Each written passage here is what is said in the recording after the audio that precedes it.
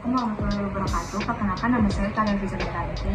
Saya dari prodi Psikologi Islam dari Universitas Muhammadiyah Riau, dan ini teman saya, Salsela Eka Putri.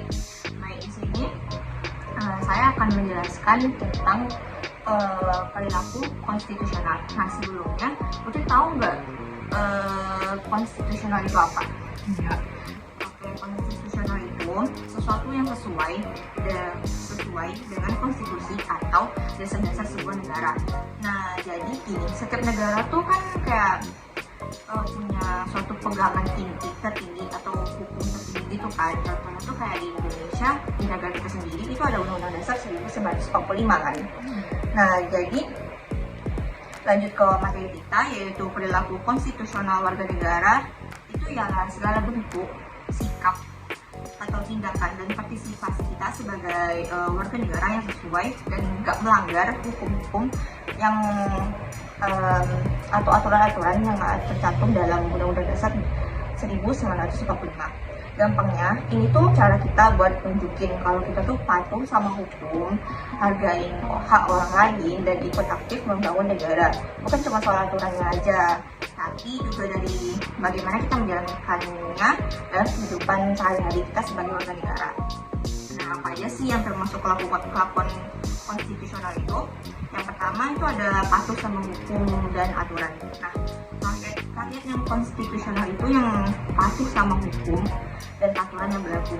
Dari yang gede sampai yang kecil tuh kayak gedenya tuh kan undang-undang dasar nih. Terus kalau yang kecil tuh kayak peraturan per daerahnya atau per desa atau kampung gitu kan. Nah, terus contohnya tuh kayak tau lah, bayar pajak, terus juga tertib di jalan atau enggak ya jangan melakukan hal-hal yang bakal melanggar hukum. Oke, terus kedua ini menghargai hak asasi manusia. Di Undang-Undang Dasar 1945 itu kan udah dijelasin kalau hak-hak kita sebagai warga negara itu kan dijamin banget kan. Nah, berarti kita juga harus menghormati hak-hak teman kita, tetangga, atau siapapun tanpa memandang suku, agama, dan statusnya. Gak boleh diskriminasi dan selalu menjunjung tinggi martabat setiap orang. Yang ketiga itu ada ikut serta dalam demokrasi. Negara kita ini kan negara demokrasi ya, jadi suara rakyat itu penting. Nah, artinya kita punya hak untuk memilih pemimpin, menyampaikan pendapat atau kritikan, atau mungkin bahkan ikut demo, tapi dalam hal yang baik-baik aja. Kemudian yang keempat itu ada menjaga persatuan dan kesatuan bangsa. Kita ingat kan Bhinneka Tunggal Ika. Nah, itu kan berbeda-beda tapi tetap satu.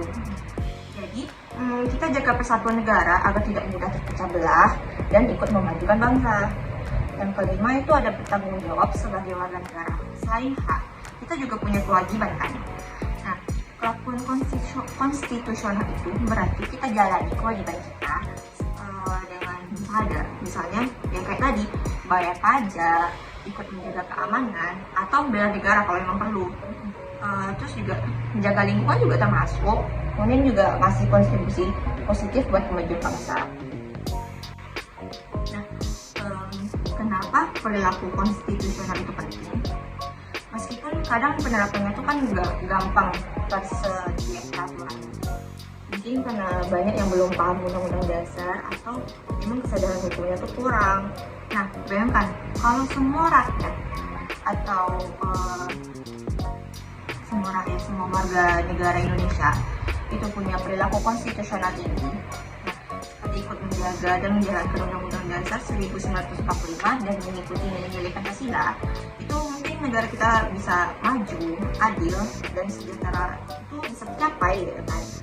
Nah, itu juga negara kita bisa stabil, pembangunannya juga jalan terus, dan kita makin maju sebagai bangsa. Jadi, karena ini perilaku konstitusional warga negara Indonesia, kalau konstitusi Putri sebagai warga negara Indonesia udah ngelakuin apa aja? Nah, misalnya nih, mentaati peraturan dan hukum yang ada. Contohnya itu membayar pajak, menaati peraturan lampu lalu lintas, terus kayak tidak membuang sampah sembarangan. Tuh nanti kalau ada gotong royong ikut membantu gitu.